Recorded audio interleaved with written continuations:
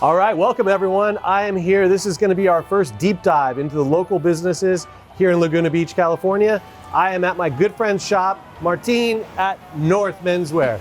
Let's take a look. What's going on, Michael? What's up, baby? Good to see you, man. Good to see you too, man. How you been? I've been good, man. Good. Come on in. Let's take a look. Awesome. Thanks, brother. All right, so do me a favor. Curate this for me. I mean, retail is all about the flow, right? You walk in, obviously it's the visualization of like how you want to curate people through the shop. Like, before I get into the brands, let's talk about the layout a little bit, because when you first were introduced to North, there was an interesting layout. We decided to open it up to kind of give more of a 360 flow, so that when people walk, it's unobstructed. Part of this, that wine bar behind over there used to be here. yeah. That used to be the color of the shop.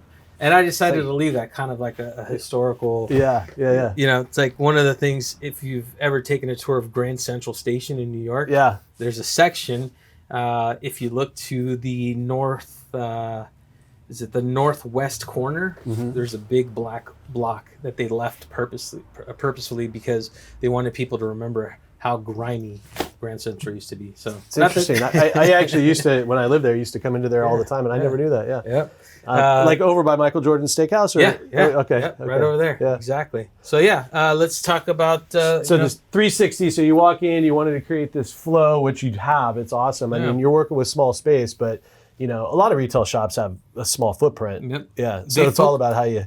I feel like you're hitting it on the head. I feel like they worry more about square footage, and we try to work with cubic space. Okay. And that's another thing an influence that comes from New York, because you know how small spaces can be. Yeah. In New York, tight quarters. So Yeah. that's what we're working with, and so we do our best. So let's start off with our brand Free Note here, the gents design out of San Juan Capistrano and Cut and Sew in LA. It's one of the first brands that was carried, and it's been a partner of ours for the past 9 years. Everything they do is well thought out. I mean, this is like these little details. Actual turquoise. That's so cool. Yeah. It's like you find the turquoise in jewelry. Yeah. They're actually putting it into, working it into the workwear, Yeah. or ranch wear, as they like to call some of their collection. That's cool. Yeah. That's cool. So that's you wouldn't expect one wouldn't expect to, and I'm going to mess up your whole That's all right. We'll take care of it later. One wouldn't expect to come into a shop in the middle of a beach town and find like cool like ranch wear with like turquoise accessories and stuff. This is very cool. But I love that you said San Juan Capistrano. Yeah. You got Costa Mesa. You were saying. So Richard Pour, Tim Morse, he owns. He's one of the co-founders of Richard Pour. They're based out of Costa Mesa. They used to be out of San Juan Capistrano. Yep. Hardworking Gentleman, which is an apothecary we carry here. They're out of San Diego. St. Rita, which is the fragrance that we carry.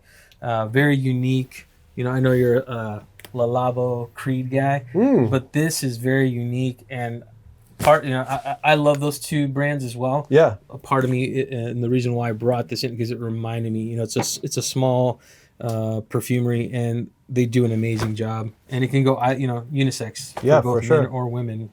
That has a very distinctive, very cool. Absolutely. Kraft and Foster, they used to be local out of San Diego. They moved to Nebraska during the heart of COVID. They just felt like if we're going to operate, we're going to cut costs, and they moved to Nebraska. So still USA made.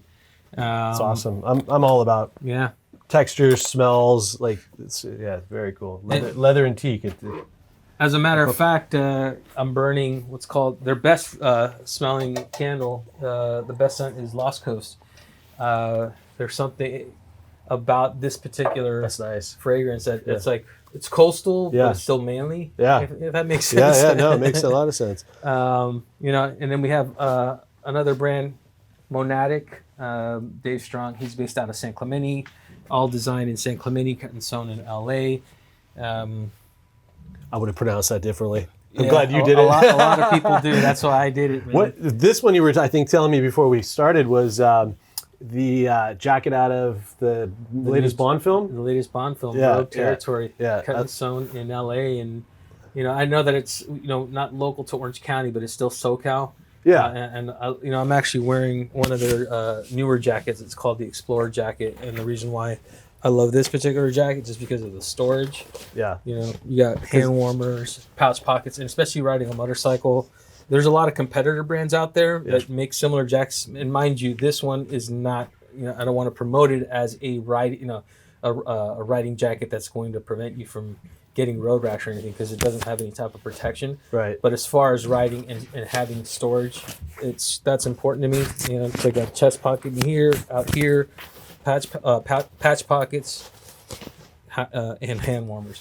You got a lot of pockets. Yeah, exactly. But they awesome. do a great job. Again, have another Monadic jacket. Yeah. What's cool about this nice. particular, it's Got a a little Japanese suede fabric, Japanese cotton that is designed to be water resistant as well as windproof. And then the lining, it's an Italian fabric that actually wickers. So this is nanotech fabric. And that nanotech fabric, a lot of brands are actually starting to use it because of the fact that it is water resistant and windproof. So I like it. Yeah. I like it. I didn't expect to come in here and see like technical gear. No, right? Nanotech. Then we have Allview Mondo. He lives in Laguna Beach, and his brand, he designs it all here, and it's now made overseas. So again, it's we have to make concessions. It's at an approachable price point. Right. We can't sell everything at a higher price point, so we needed to have a brand that that was it's for the price conscious and an approachable price point. So.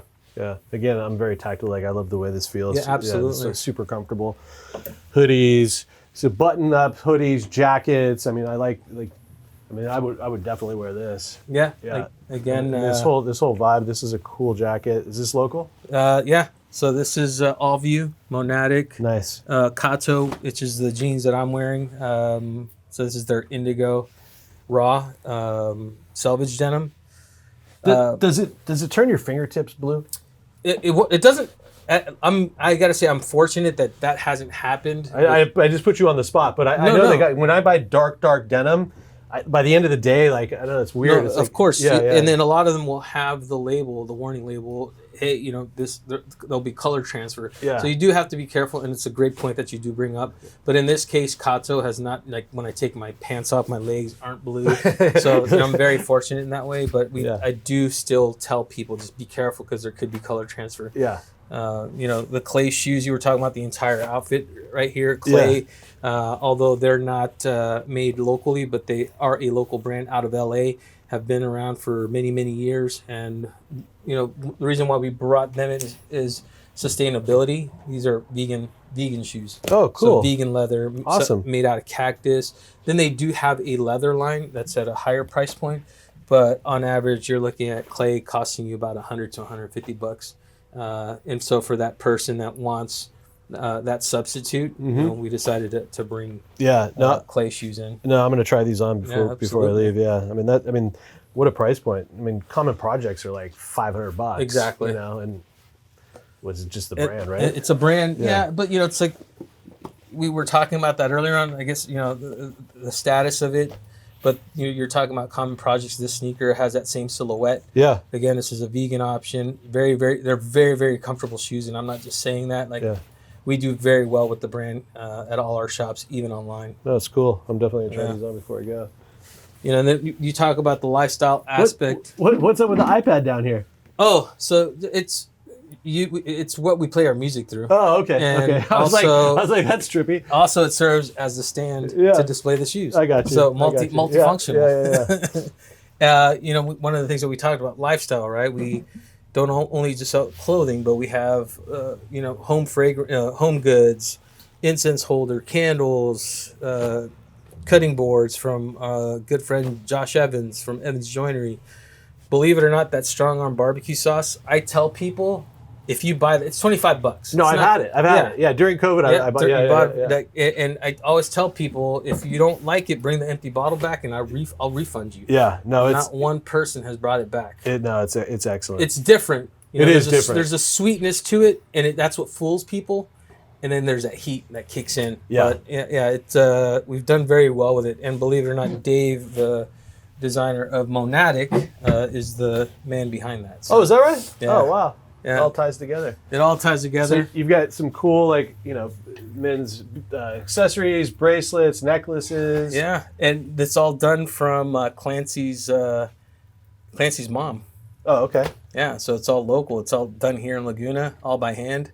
And speaking of Laguna, a good friend of ours, Oscar Munoz. My man Oscar. Yeah. Ohm Designs. He he curates our bracelets. Yep, I have a few. Great price point. And what I love about Oscar, he took years to develop or to design the bracelets so that they don't break. Yeah. There a lot of these jewelry makers. They'll use elastic or string, and I've had numerous ones where you're somewhere and you catch it, and all of a sudden your beads they're everywhere. I can't even tell you how many times I've caught these on something, and like I'm surprised that they haven't broken. I get surfers that come in, and sometimes in the beginning they were eroding, and then Oscar found a wire that actually would work in the ocean, and stand the elements of the salt water. Yeah, which is a challenge, right? Yeah. Here we have rings from several designers. One is Stanton and Ludlow out of Dana Point, which are all these rings here. Mm-hmm. Then we have Hoffman Supply. These gents are out of Dana Point. Yeah, these are actually cool. All of this is out of Dana Point. And then we have Helm Street Accessories, Leather Goods, out of Dana Point. So local. Very cool. I love it. Yeah. I love Dana Point. I mean, I think that it's underrated. Very underrated. Yeah. Dana and San Clemente. I mean, both. But obviously, as real estate has gotten so expensive in the north part of this beach part community, like people are migrating. Yeah, for sure. But the stuff that's going to happen in Dana over the next 10 years is, even the next 5 years. Absolutely. All the new hotels and the marina and all that. Yeah. So you got a little bar up here. Yeah, we decided to put a little bar. Our friends at 10th Mountain Whiskey supply us with rye and bourbon to taste, as well as our friends from Otaka, which I believe you're going to be doing. Yeah, it's the next a deep dive as yep. well. Casa Azul Tequila, and they're all local. Well, the exception, they're out of Vail, Colorado. They're here locally, as well as Casa Azul out of San Clemente. It's a way for us to surprise our customers. Yeah. Can we offer you a drink? It's part of the experience. Yeah. I don't want it just to be about clothing or walking in and just a shop. Yeah. You come in, you have an espresso, you have a coffee, you have a drink. Yeah, like just let's rap, let's have a conversation.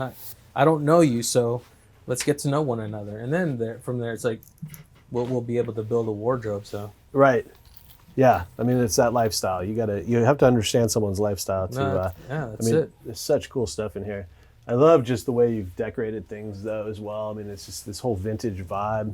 Yeah, and touching on the aesthetic of it, we really didn't change much. Wow, that's a heavy boot. Yeah, that's a heavy boot. Yeah, that's Red Wing, handmade in Red Wing, Minnesota still. So yeah, and company's almost 100 years old.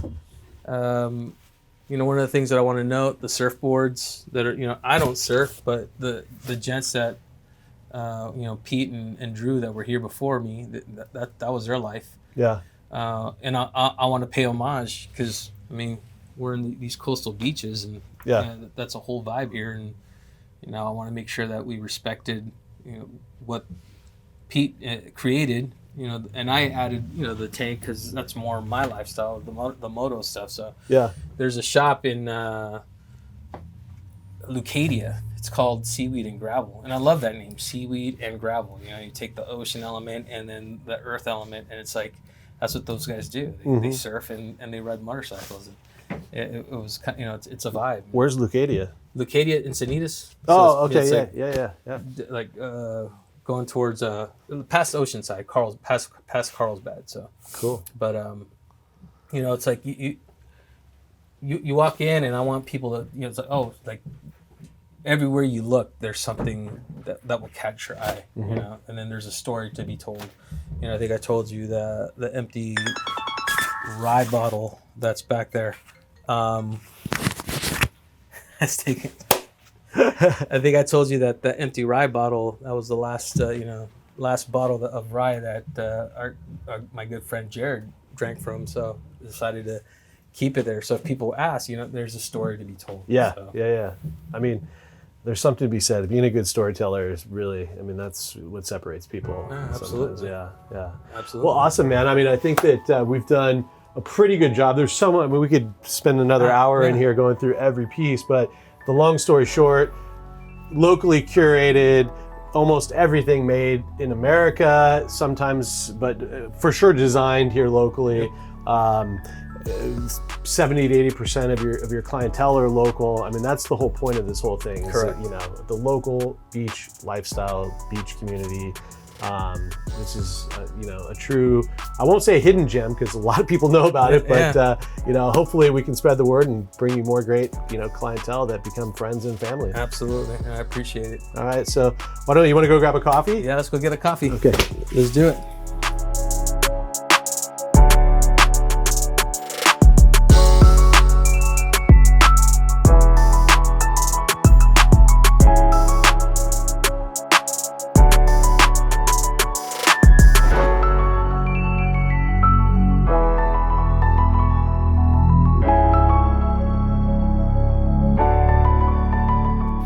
All right, so we got our coffee. Yeah, we did. From our friends down in Mulan. It's kind of a local iconic spot. As a matter of fact, what I was just saying, we're gonna have to do a Laguna 2.0 because there's just so many great places in Laguna, and that was one that didn't make the cut on the first one, and for no particular reason. But man, I'm excited, honored to be able to sit down with you. We've been friends for a long time. We're trying to figure it out. I think 7-8 years. Yep.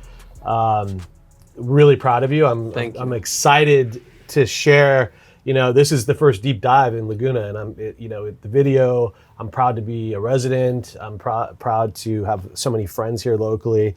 This has been, a great spot ever since. I mean, man, I can't wait to have you share like how this unfolded, and the timing was crazy right in the beginning of COVID. So there's been a lot of a lot of speed bumps, I'm sure. So I'm really excited to dig in.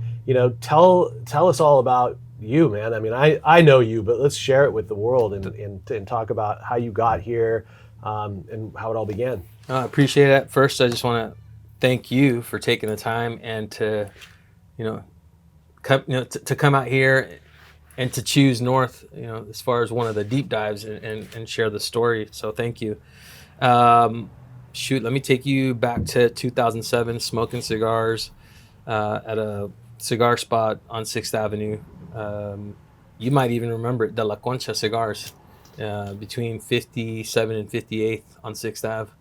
I didn't get into cigars when I lived in New York. No, I was, I was obviously a lot younger, and I didn't get into cigars until my brother-in-law got into it just recently. But Gotcha. Recently, like the last 4 or 5 years. But well, you got a good collection of cigars. I do. I do. Yeah. Very fortunate. Yeah. So you're in New York, circa 2006-7. Yeah, 2007. A buddy of mine, Francisco Seppin, asked me the question, like, if you could do anything other than what we're doing now, because at the time I was working at a showroom at the Plaza Hotel. Selling luxury mobile devices made of... There's like Virtu? Yeah, exactly. Yeah. And I never understood, like, who pays $10,000 for a cell phone that you're probably going to lose? You would be surprised. I know. Man. You would be surprised. But yeah, that conversation really made me think of, it was already in me, and I naturally told him, like, I want to actually have my own lifestyle shop and curate it with, American-made goods. It's like, that'd be cool. What would it look like? And I said, well, think of like Beach Cottage, Hunters Club, Lived In. You look at the furniture that we have in here. It's all used, vintage, antique. Yeah. And so I described that, and he's like, man, that sounds really cool. And like, what items would you sell?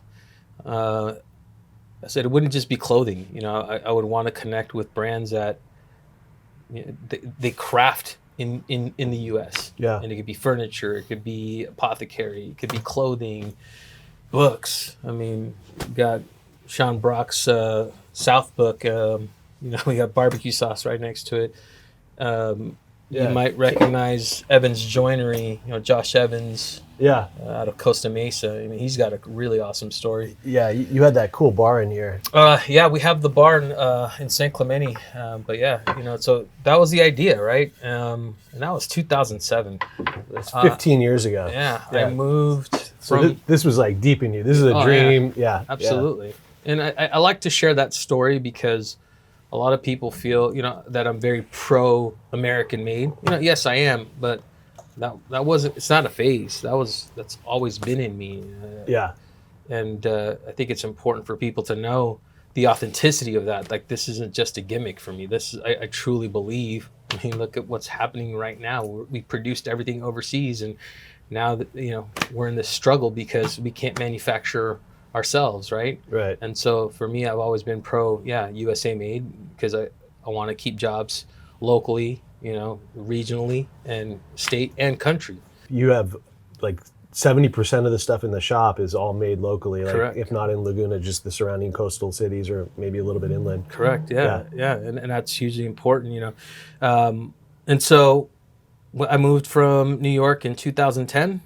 And we chose Laguna because it reminded me of the town that we lived in New York.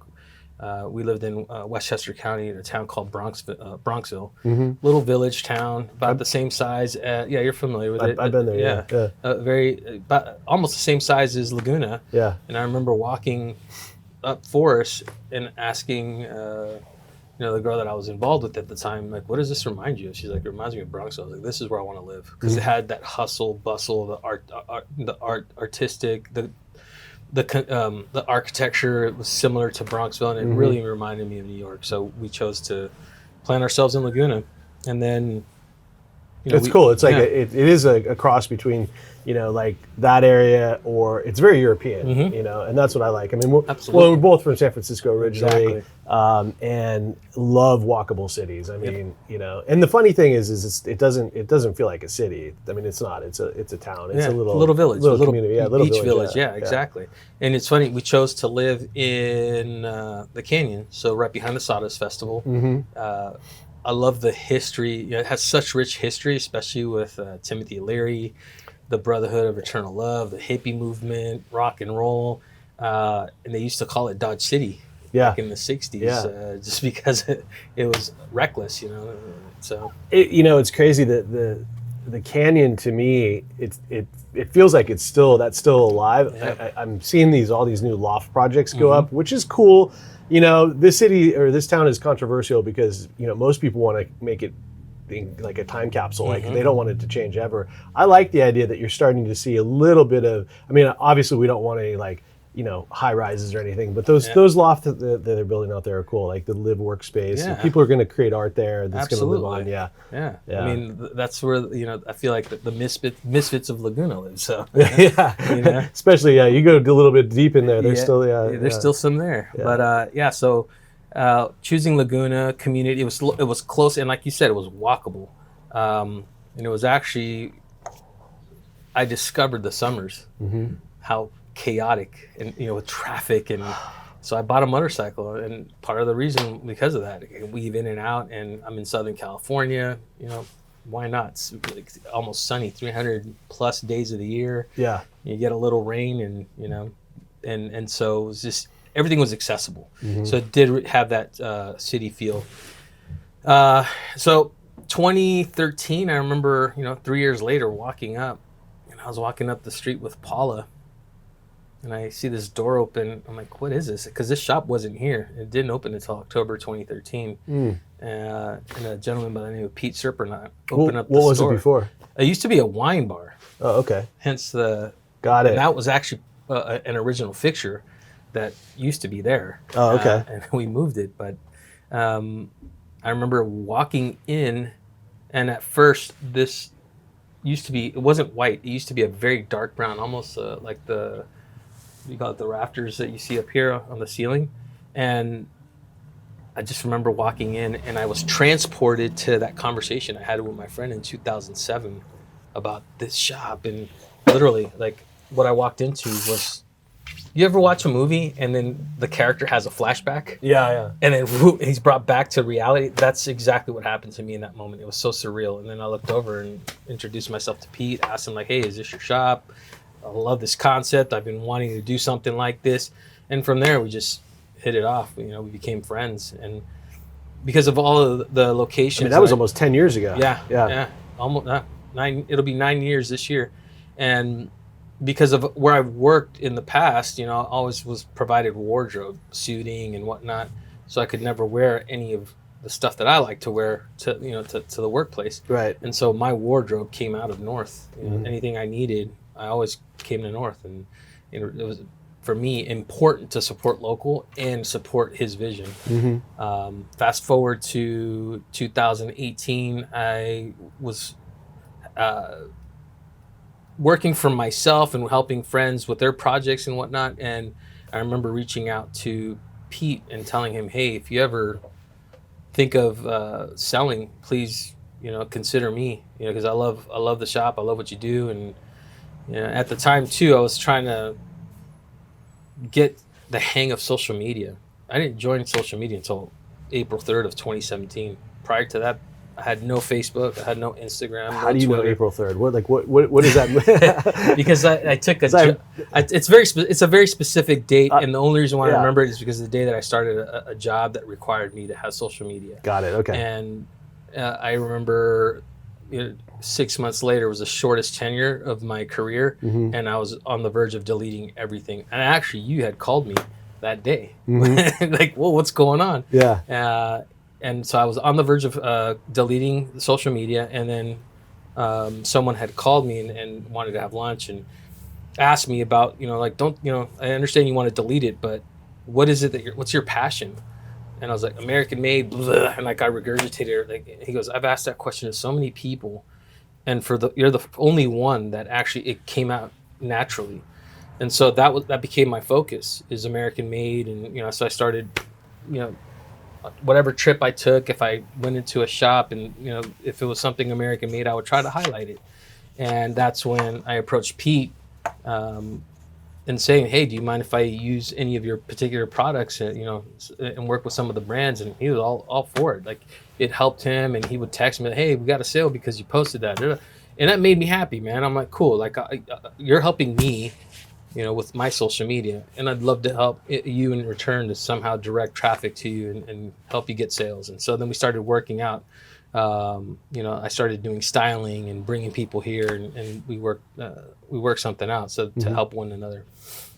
And that's when I finally just mustered up the courage to ask him, like, if you're gonna sell, let me know. And sure enough, late 2018, beginning of 2019, I'm selling, so I'm letting you know. And we were going back and forth all of 2019, and mind you, at this time I was working at John Varvatos, which we did a lot of pretty cool parties and events and whatnot there. I'm proud to say that finally January of 2020 is when he handed over the keys, and this dream became a reality. No, I remember. I was so excited for you and proud. I mean, this is a big step. I mean, when you work for big brands, I worked for big banks all my life, and then when you finally like take that step and go work for yourself, it's frightening. It can be. Yep. But when you knew you had a vision, you had a goal, so that when you have that kind of desire and passion driving you, then it's almost like blind love, right? It's going to work out. Yeah. So you just do whatever, and you have a great network of people, and like I said, it was unfortunate the timing, but I felt like this town in particular, when COVID hit, like everybody, like I would just go buy gift cards and Absolutely. just like whatever it took just to make sure people were going to make it. Absolutely. Yeah. And unbeknownst to me, taking it over January 2020, 2 months later, having to close doors for almost 2 months, and like, you said something that people don't realize, that when you step out in faith and take that step, you're taking that risk. It was the scariest thing that I ever did in my life, but the most exhilarating, most exciting, most freeing, and the biggest test of my life. And you also said it, the community of Laguna really, really helped us out through this, man. Yeah. Like the love that Laguna, the citizens of Laguna showed to all the shops, was amazing. Yeah. And at the same time too, it's like, do you sit back and let this fail, or do you pivot and like dig deep inside and like just figure out a way? And I'm thankful to the team that we have, and thankful to the community because they really supported. Well, I remember, I mean, talking about, that was the word of the pandemic, pivot, right? Pivot, but yeah. I mean, it really is what you either thrived or died. There was no in between. So No. I remember you went online, you got an app, you we're doing to basically like takeout, like everybody pivoted to takeout, whether it was drinks or whatever. And I remember picking up things. I was just like, let's just whatever, something help out. And so I want to go just rewind it for a quick second though, because when I'm just thinking or reflecting on what you've said so far, and I remember coming into this shop a long time ago, and obviously you loved it so much that it basically looks the same. It's an improved version, but it's pretty much the same. The vibe is the same. It feels like it's still living, the way the original owner, wanted it to be. So, I mean, that's a testament to the fact that, like you said, it's not like a fad. Like you didn't like grab onto this like made in American thing. This is like 15 years in the making, is soul searching. But you found this is like a perfect marriage. It's like you found, when you find the right woman, it's a great union. This has been amazing, and I love what you've done. Like I said, I'm super proud of you. I'm excited to walk through, share with people. I mean, I'm sure people love to hear these stories of, passion and love, and you found it, and then this translates into stuff for the community that, Absolutely, and like you said, I mean, I love the fact that, you look around in here, you have incense, you have syrup. I don't know if that's serving. Last time I was in here, you had some honey. Serving tray. Yeah, it's like clothing. I mean, these are cool, like suede espadrilles. Like, I mean, you walk into what could potentially be like a surf shop because it's in Laguna Beach, but it's not. It's so much. It's beyond that. I mean, you have like everything: cool beanies, throw blankets. Coffee bags, brew bags. Like metal cups, and we'll get into like why we choose the brands that we choose. One of the things that you just said that's important for me to highlight. When I took the torch over from Pete, my intention was to never change it. I want to improve it and enhance the experience, and I don't it's like what people fail to understand. There's branding, and a brand needs to be consistency with the brand, and I'm still learning that. After 2 years of, being the owner of it, and I wanted to make sure that the community too didn't like, it has a new owner and like they're gonna change. Like, no, it's like, I'm glad that you said that, because a lot of our repeat customers are very grateful. With the they see the changes, the way that we move the furniture, the way that the things flow around here, but they also see the improvements and the things that we've brought in, and that's why I'm trying to figure out a way to just get rid of the menswear, because it's not just menswear; it's a lifestyle shop.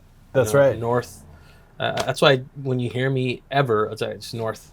Yeah, North. So I mean, that's how I refer to it too. I always say North. I don't really say North menswear. Yeah. So, but I mean that fits in so well with what I'm also trying to accomplish with what I'm doing these days, which is lifestyle, right? I mean, I help people buy and sell homes, but like, I love the community. The video about Laguna just happened to be hit, near and dear, but I want to do that in all the communities here in coastal Orange County. Absolutely. Because, I mean, we really, even though we're near and dear to this particular little town, I love Dana Point. I love San Clemente. I love obviously Newport and, just the whole coast here has so much beautiful lifestyle. It's like, I think you're right. I think you're onto something here.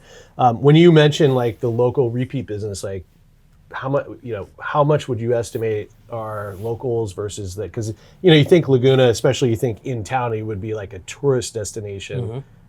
How many, what's the percentage mix of? I would say it's about 80%. And because we're not on 80% locals? 80% local. Oh, wow. And because we're not on the main streets. Yeah, you're not like we're off facing Main Beach. Yeah, exactly. Yeah, that would be different. We're somewhat off the beaten path. I mean, right across from us is Troy Lee, and I constantly see the same people coming in to Troy Lee. Those people then come in here. It's like a symbiotic relationship. But these shops are off the beaten path to a degree, and we're not on the main street. And I believe that Pete purposefully did that so that once you find and discover the shop and discover the experience, you're gonna want to come back. Well, I mean, look, I think it's brilliant, and I think that it's great because being dependent on tourism can be, talk about like, it's like the volatility in the stock market. Absolutely. Like, when things happen and tourists don't come, you're not going to make it. Right? And the perfect example was 2020. Yeah. No one was coming to Laguna. And yeah. I mean, we were shut down. Yeah, we were completely shut down. Lockdown. And I can honestly tell you that that was the best year of business in all of the history of North. That's crazy. And yeah, it's mind-boggling. Yeah. And then, you weren't open. Yeah, and we had 2 months we weren't open. A retail store, the door was shut. Yeah, and like you did part, almost a record year or actual record year. It was almost a record year. Sorry, it was the second best performing year. Yeah. So like we almost did the best year that had was 2018. So figure 2020 and to be closed and going through a pandemic and had the second best year in the 9-year history of the company. That's saying a lot. But it's a testament to the team and the hard work we put in. Preemptively, we rebranded our website twice. We 3 times to figure out the best layout and the most pleasing, easy to navigate. Like you said, then we focused on an app. A friend of mine, Carl Jafar, reached out and he just like, look, man, this is what I do, and if I can help you. Because I like what you're doing, that meant a lot to me, and so we were able to, thank his company, the Moose Mobile, helped us push out that app, and that's a tool that I'm so grateful for. Yeah. And then to be able to social media to use it for what it was intended, not just dancing and just the silly things that you see. I'm not trying to knock anybody, but I know you have a secret TikTok, and you're in the back doing my dance moves. But yeah, man, it to use it as a resource and a tool, like it did wonders for us. Getting DMs like, hey, you just posted that, I want to buy that. And it's like, okay, here you go, it's online, whatever. One of the things that I forgot to highlight in the heart of it when we were closed, I partnered with Ali Sabet, and we did those like teas that proceeds would go to local businesses, and that to me was a proud moment because I remember being able to, even if it was $500 to give it, to donate it to this business or to that business, it was pretty awesome. Yeah. And community, like I say community, and I feel like I'm overusing that word, but we're talking about Laguna and the importance of it. Like the community really came together. Yeah. So. Well, and one thing that you mentioned that I think you probably want to touch base on is the team, because this is not just all about you. You can't be here 24/7, and nor but the team here is fantastic. I mean, you've got some great talent. You talk about how it's a team effort on a daily basis to keep this fresh. I mean, you use the word navigate as well. I mean, if you think about it, frankly, this is a very small store, and you've got all this stuff in the middle. Like, just to keep it where the flow, navigate around all of this, is not easy. No, not at all. And to keep it fresh. I mean, you look at a big box like Nordstrom, they move everything around. I mean, you know this better than I do from the retail perspective, but they don't ever want people to walk in and have it be the same. They want to keep people flowing through. Absolutely, right? Yeah. So. And they have teams to do that. Like big teams, right? Yeah. So you've got a team, you say 4 people? We have 4 people now. We have Ina Roska, who is the shop manager at our Long Beach location. Julian, he's between Laguna and San Clemente, and then Clancy, who is out of this location. And each one of them is just, they have their own artistic talents, which is really, really awesome. So. You mentioned something that I'll touch on, but I know you want to keep it hush-hush. There is something big coming as it relates to other locations and maybe a change in the business. Correct. We'll leave it at that, but we're excited to see your expansion. Always excited to see your success and your growth. Thank you.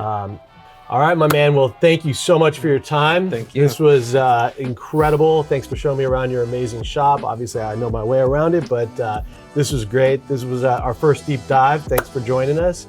Until the next one, and why don't you tell people where you can be found? You can follow us on all social media platforms at North Menswear or northmenswear.com.